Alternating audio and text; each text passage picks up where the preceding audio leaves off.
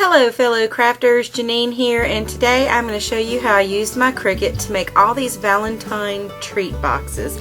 They were so much fun. I had a meeting coming up that was going to be a little bit ahead of Valentine's Day, and I wanted to do just a little something special for the members of my organization that I thought they would consider fun and cute. And you know, these older people don't necessarily get Valentines anymore, so I thought Valentine treat boxes would be really fun. So in our usual fashion, if you've watched any of my Cricut tutorials lately, you already know how this kind of works. You're going to go to your Cricut design software, and first you're going to select, select a new project, and then select insert images, and then you're going to select cartridges, and then you're going to go down to the sweet tooth boxes, and you're going to choose the to-go box, which is number M3-4E72, and then you're going to insert that into your project. Okay, now that you have the image on your design mat, the first thing you're going to want to do is resize it to about 11.5 inches at its longest and 9.9 inches across, give or take. And that way it's going to fill up your piece of paper as much as possible. And then we're going to insert images. Now you don't have to do this, but in order to tie on a pretty little piece of ribbon or baker's twine, I felt that it was useful to go ahead and get a couple of extra holes into the project. That way the ribbon or twine or whatever you choose will really stay put. So I just insert a couple of circles, size them down to about 0.15 inches, and then I place them on either side of the short end, the part of the to-go box that's not quite as wide. There's one side, or the long part of it has the notched ends, and then the shorter length of it has the not notched ends, and those are the ends that I put the holes in. Now to get the holes to cut with the project, or cut out of the project, you have to make sure that you select everything, including the to-go box and both of the circles that you placed on it, and you have to attach those together by using that attach command on the top right menu. So once you've attached them, the holes will cut out of the box itself. And now we're ready to cut it. So you just click on the green Go button in the top middle of the screen, and you make sure that you've got your 12 by 12 mats selected, and that it does show that it's also a scored project, because this project does have a lot of scoring lines on it. And then it's going to prompt you to press the load button on your machine, and then press the go button to cut.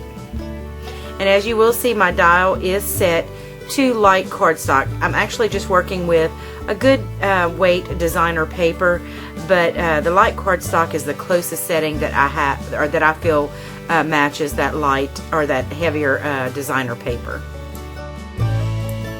Okay, here you can see the green light, load light flashing, so I just pressed it to load it, and then pressed the go button, and it scored first.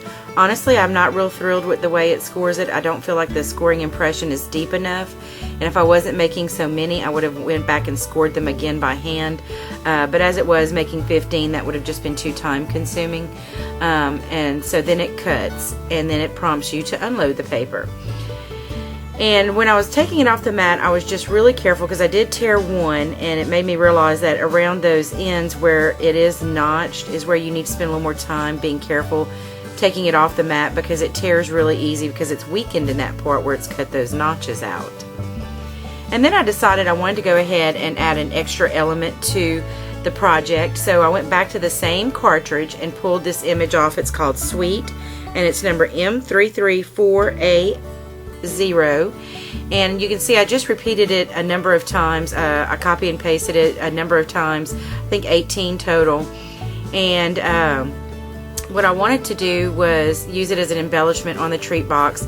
And what I intended to do was just to have just the word cut out of, or the words themselves cut out of some cardstock that I lined with self-adhesive paper, a sheet of self-adhesive paper. So I was thinking it would make like its own sticker.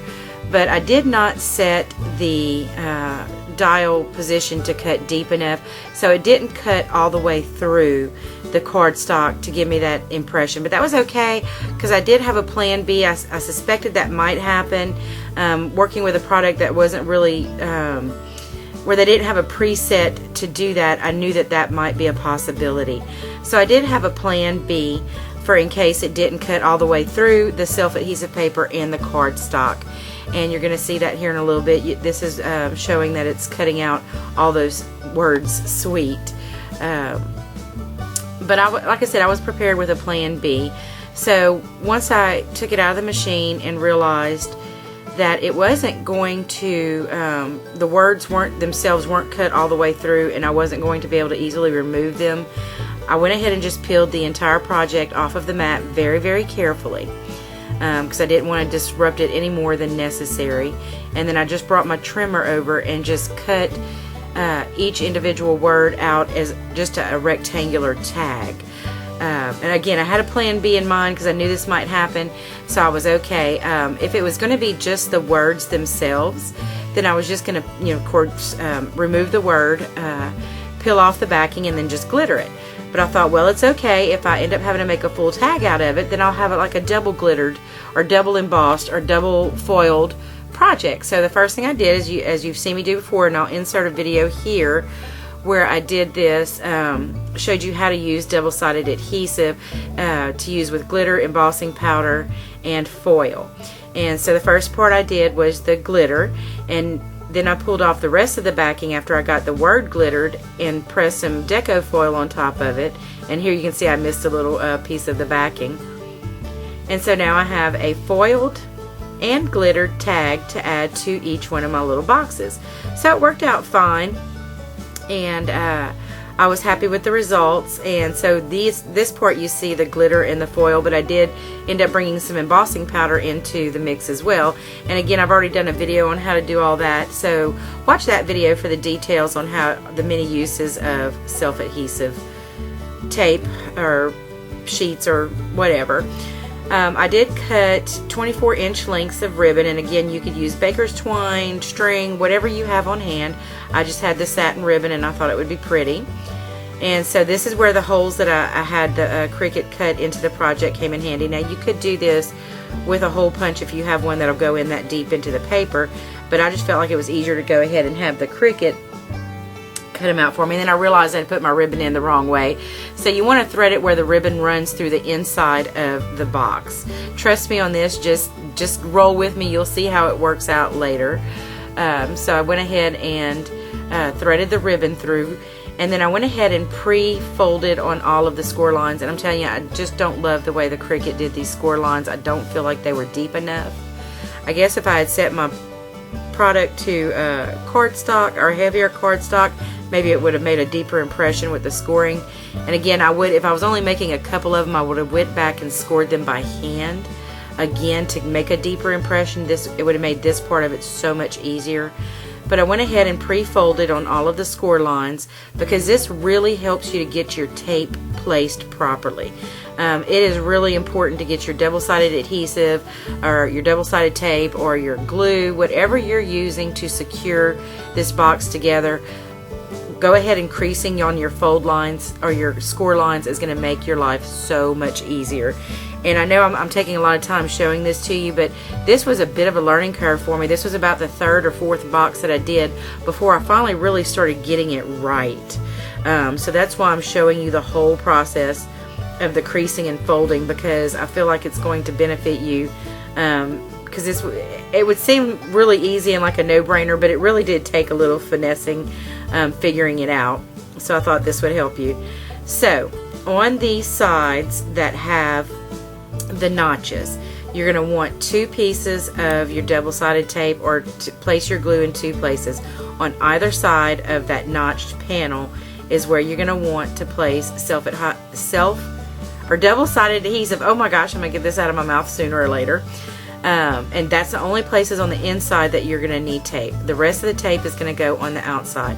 Now on the shorter ends, on the ends that don't have a notch, basically what you're going to be doing is following your score lines, or the edge of the paper on one case and then your score line on the other, and kind of making little arrows pointing away from the corner itself. Like I said, trust me on this, it's going to be so much easier to go ahead and do this before you fold your little box up, to go ahead and place all these pieces of tape before you start folding. So you start, peel your tape off, or peel your backer off on the inside pieces of tape, and go ahead and pull that kind of diagonal fold together. And then you're going to start peeling off your tape on the little flaps, and you're going to fold them towards that shorter end without the notch and secure those down. And now you can see why it had to be like the little arrow pointing away from it, because it lines up perfectly and tapes it in just the right place. And then when you're ready, you can fill your little boxes up and close up the top, and this is where you tie your ribbon. And I did go ahead and punch a hole in each tag, and you can see how cute they came out. But I went ahead and punched a hole in each tag and threaded it through my ribbon, and then just tied a simple bow in the top to secure everything together. Now you could really go crazy and embellish the bejeebas out of these things, but I kept it fairly simple with just the tag. And I did work with some different papers. These are papers that I had purchased from Hobby Lobby on a clearance bin. They're like 59 cents a sheet, but I get them in packs of 50 at Hobby Lobby for anywhere from $3 to $5. So I get them for pennies on the dollar, and they make great little projects like this. And they're also really, really good for envelope paper. It's a more inexpensive way to do envelopes than using your more expensive, like if you'd paid 59 cents a piece for it. So that's it. That's how the treat boxes turned out. I am super, super happy with them. I just know that my friends are going to love them. Thank you so much for watching, and as always, you guys have a very blessed day. Bye now.